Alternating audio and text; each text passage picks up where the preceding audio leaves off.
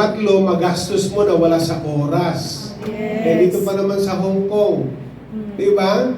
Hindi maubusan ng sale. Up to 70% nakalagay. The moment pumasok ka sa salamin na yan, ikaw ay humakbang na papasok, yari ka na, malamang may bag ka ng lalabas. May bag ka ng lalabas. At paglabas mo, saka ka agwing-iwing. Alam mo na, ano ba yung agwing-iwing? Iling-iling kasi, bakit ko nabili ito? Para sa budget ko to. Kasi nga, hard cash yan eh, hot cash yan eh. Madaling i-release. May umiyak lang sa'yo, mantik ka. Na-release ka agad. Diba? O, hindi ko naman kailangan pa to, ikaw muna. Kasi pag humihiram, ay parang tupa yung mga humihiram.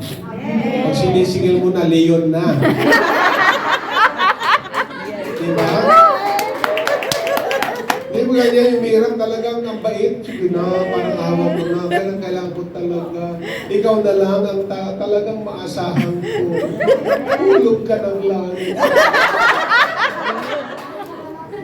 Pag sinisigil mo na, ito naman, di makapaghintay. Kaya mo, katakasan ko yan. Ganit pa eh, no? So, instead na nandiyan lang yung mga yan, i-invest natin, gamitin natin, kahit maliit na talent yan, marunong ka naman palang sumayaw kahit papano. Minsan pag nagpa-practice sila, sabi mo, sisters, pwede bang makipag-practice sa inyo? Balang araw, makakasabay ka na sa kanilang mga steps. Di mo namamalayan, naka-uniforme ka na rin, tumatalong-talong ka na rin dito. Kahit wala nang gawain. Diba? Ganun. Tandaan niyo po, walang gift na monopoly ng sino man. Yes! Walang may monopolya sa lahat ng mga gift. Kumbaga, sila lang ang pwede dyan. Hindi, baka pwede ka din. Kasi wala pong may monopoly sa mga gift ng Panginoon. Pwede tayong lahat. Diba? Kaya alamin natin yan. So, the distribution of talents. Let's go to point number 2. Pasensya na po, hindi ko na-check. The family, or the faithful and diligent servants. Ang tapat at ano ba yung diligent? Masikhay na mga alipin. Masipag, masikhay. Diligent, masipag. Ang tapat at masipag na alipin. Okay? Sa binasa natin kanina, sa Matthew 25:16 to 23, no? Yung verse na yan. The first two servants in the parable invested and multiplied their talents. Kasi nag-double eh. Yung 5 naging huwag na kayo mag-calculator. Naging 10. Yung binigyan ng 2 naging ayan. So nag-multiply yung kanilang talents. Parang 5 times 2, 10. 2 times 2, 4. O kaya 2 plus 2, 4 pa din. They worked diligently and showed faithfulness. Naging masipag sila at naging tapat sila na i-utilize yung kanilang tinanggap na mga resources. And as a result, they were commended by their master, who entrusted them with even greater responsibility. Kasi ang sabi ng Panginoon, na ang meron na naging tapat at naging masipag, ay dadagdagan pa. Bibigyan pa siya. Diba? Dahil napagkatiwalaan siya sa kakaunti, kaya mapagkakatiwalaan na siya ng marami. Diba?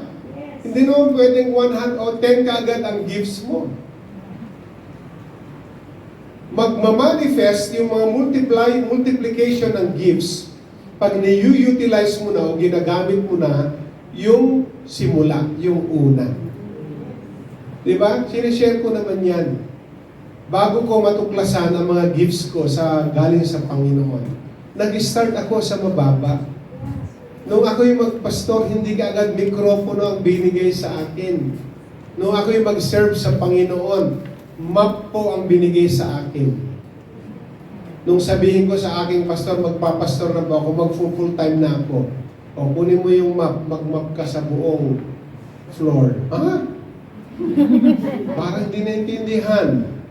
Sabi ko, magpapastor na ako. Oo nga. Kaya mag-map ka. Ay, ganun pala yun. Kasi, hindi ka marunong humawak ng mikropono hanggat di ka marunong humawak ng tangkay ng map. So, nag-map muna ako.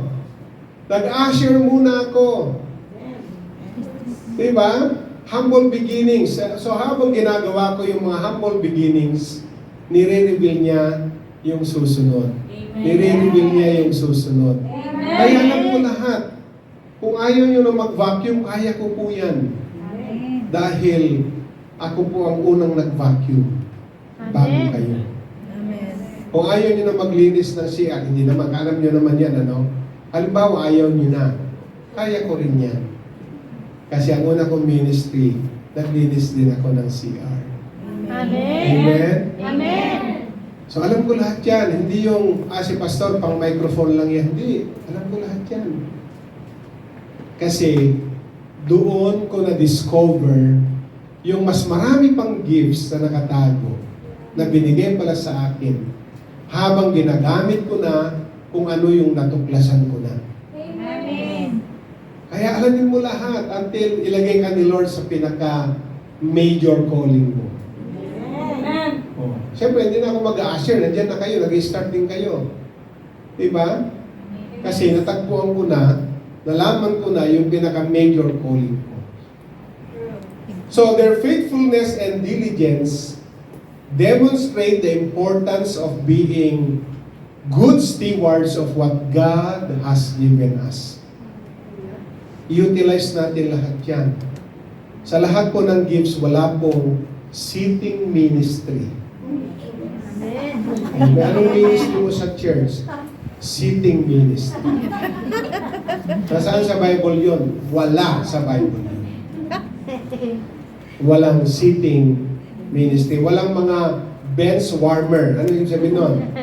Walang tagapagpainit ng upuan. Di ba? Amen. Basta ako simple lang. May mga ganun minsan eh. Pastor, basta attend lang ako ha. Walang commitment. Sa simula, sasabihin ko, sige. Pero hindi naman dumating na si Lord, wala ka pa rin commitment. Yes. Magsimula ka, sige, tagaupo ka muna. Pero dapat, dahan-dahan na nagmamanifest dahil willing kang tuklasin. Diba? Yung gift mo mula sa Panginoon. At i-utilize. Marami tayong pwedeng gawin. Hindi lang po umiikot sa instrument, singing, preaching, dancing, ushering, facilitator. Hindi lang diyan umiikot ang talents. Maraming pwedeng gawin. Amen. Maraming pwedeng may contribute sa gawain ng Panginoon. Kayo po ba ay tapat sa mga tinanggap ninyo sa Diyos? Amen. Kayo po ba ay masipag na gamitin? Walang sumasagot, di ba? So we are called to be faithful. We are called to be diligent in using our talents for God's purposes. Amen. Meron po akong meron pong mag-asawa na in the verge of separation. Mawawasak na yung pamilya nila. So, hindi ko na-elaborate kung anong mga problema nila. Pero, one last time, parang bago sila mag-alsabalutan, kanya-kanyang maleta na, at they will part ways, ay tumawag pa sila, call a friend, no? So, call a friend sila. Sige, maghiwalay na tayo. Pero bago tayo maghiwalay, for the last time, let's give peace a chance. Di ba? Maganda, no? Oh. So, sino? Call a friend. Tumawag sila sa friend.